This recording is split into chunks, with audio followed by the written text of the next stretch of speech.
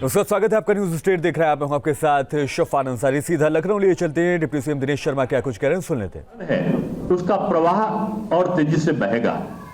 पहली बार हमने महाविद्यालयों में जो एसोसिएट प्रोफेसर हैं, एसोसिएट प्रोफेसर से प्रोफेसर पद पर प्रोन्नति का मार्ग खोला। यानी अब महाविद्यालयों में भी प्रोफेसर पद नाम देने का काम, ये भी आजादी के बाद से नहीं हुआ था, पहली बार शिक्षा के क्षेत्र में हमने दिया है। और हर जगह पर हमने, चाहे वाईफाई का हो उसके लिए इंतजाम किया।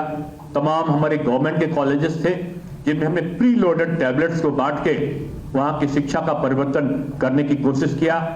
ऑनलाइन एजुकेशन पर हमने सभी जगह समृद्धि किया और आज हम ये कह सकते हैं कि बदलाव है। हमारा 1,38,000 जो सरकारी विद्यालय थे, जो हमारे बेसिक शिक्षा के, उनको हमने ऑपरेशन कायाकल्प के अंतर्गत उनको ठीक किया। 4,80,000 से अधिक बच्चों का नामांकन स्कूल चलो अभियान के अंतर्गत हमने किया और 771 कस्तूरबा विद्यालयों को संचालित करने का काम भी हुआ। यही पारदर्शी सरकार है जिसमें 1 से कक्षा 8 तक के बच्चों को निःशुल्क जूता, मोजा, पाठ्य पुस्तकें, बैग वितरित करने का काम हमारी सरकार के द्वारा किया गया। और हम जल्दी ही जितने भी रिक्त पद हैं उनको विज्ञापित करने की प्रक्रिया हमने शुरू कर दी थी, क्योंकि काफी भर्ती हमने काफी हद तक, आजादी के बाद सबसे बड़ी भर्ती अगर कहीं हुई है तो माध्यमिक में, बेसिक में और उच्च शिक्षा में हुई है। अब कुछ पद जो बचे हुए हैं उन पदों को शीघ्र उनको भर के पारदर्शी तरीके से सभी जाति और सभी वर्ग के मेधावी जो शिक्षक हैं, मेधा शक्ति से पूर्ण, वो आ सके, इसकी प्रक्रिया हमने शुरू करी है। हमने बालिका छात्रावास 107 विकास खंडों में हमने शुरू किया है और हमारी अनूठी योजना रही है कि श्रमिक बच्चों को हम निःशुल्क शिक्षा दे सके। इसके लिए 18 मंडलों में अटल आवासीय केंद्रों को भी, विद्यालयों को भी हमने शुरू किया है। और हम कह सकते हैं कि आज सभी जगह शोध पीठे हैं। आज अगर आप देखें तो पूर्वांचल विश्वविद्यालय में रज्जू भैया जी के नाम पर एक अलग संस्थान हमने रिसर्च सेंटर खोला है। लखनऊ में भी आप देखें तो अटल सुशासन पीठ है, बाबूराव देवरस शोध पीठ है। यहाँ पर महात्मा गांधी रोजगार सृजन पीठ का निर्माण किया गया है और दीनदयाल उपाध्याय शोध पीठ सभी विश्वविद्यालयों में हमने स्थापित किया है। हमने नकल न हो इसके जहां प्रयत्न किए, वहां शुल्क नियंत्रण अधिनियम, पहला हमारा अधिनियम है जो माननीय सुप्रीम कोर्ट तक आ गया है।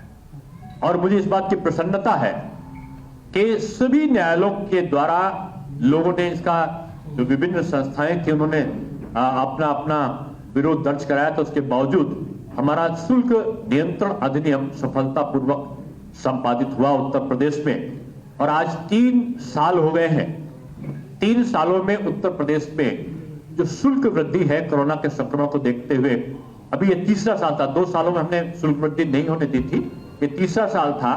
और अभी हमने चुनाव आचार संहिता लागू होने से पहले इस बात के आदेश जारी किए कि किसी प्रकार का शुल्क की वृद्धि कोरोना के संक्रमण को देखते हुए ना हो। यानी उत्तर प्रदेश में सस्ती शिक्षा, सुलभ शिक्षा, पारदर्शी शिक्षा, नई शिक्षा नीति के माध्यम से रोजगार परक शिक्षा को हमने आत्मसात किया। और इसके माध्यम से जो कोरोना का संक्रमण आया था, हमने इस आपदा को भी सकारात्मक लाभदेयता में परिवर्तित किया। और हमने सभी विद्यालयों में फार्मेसी का, नर्सिंग का, विश्वविद्यालयों में हमने उनके कोर्सेज शुरू किए, पाठ्यक्रम शुरू किए, जिससे अगर जैसे कोरोना में अभी हमने वैक्सीन बनाई, वैक्सीन का टीका इतने बड़े संख्या पे, करोड़ों की संख्या पे कैसे लगे, एक चुनौती थी। और विपक्ष कह रहा था कि कोरोना के आपने वैक्सीन तो बना ली लेकिन टीका कौन लगाएगा। लेकिन उत्तर प्रदेश सरकार ने प्रशिक्षण दिया और यह महसूस हुआ कि नर्सिंग के और फार्मेसी के विद्यार्थियों की संख्या और बड़ी होनी चाहिए। उसको देखते हुए भविष्य के उसमें हमने इसमें भी रोजगार परक पाठ्यक्रम में भी इसको शामिल किया है। जैसे ज्योतिष है, कर्मकांड है, योग है, प्राकृतिक चिकित्सा है, आयुर्वेद है, इनको भी हम लोगों ने उसमें जोड़ा है। और मैं कह सकता हूं कि आने वाले समय में उत्तर प्रदेश एक शिक्षा का बहुत बड़ा हब बनकर आया है। और मुझे इस बात की प्रसन्नता है कि यहाँ से शिक्षा का पलायन होता था, मेधा शक्ति का पलायन होता था, और दुनिया के तमाम देशों में जाकर विद्यार्थी इसलिए जाते थे कि यहाँ शिक्षा की व्यवस्था नहीं थी।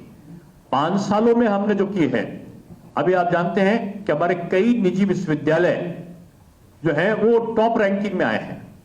हमारा लखनऊ विश्वविद्यालय भी जो ऊपर की रैंकिंग है जिसने पूरे देश की निकाली है, उनमें भी उसको पहली बार स्थान मिला है।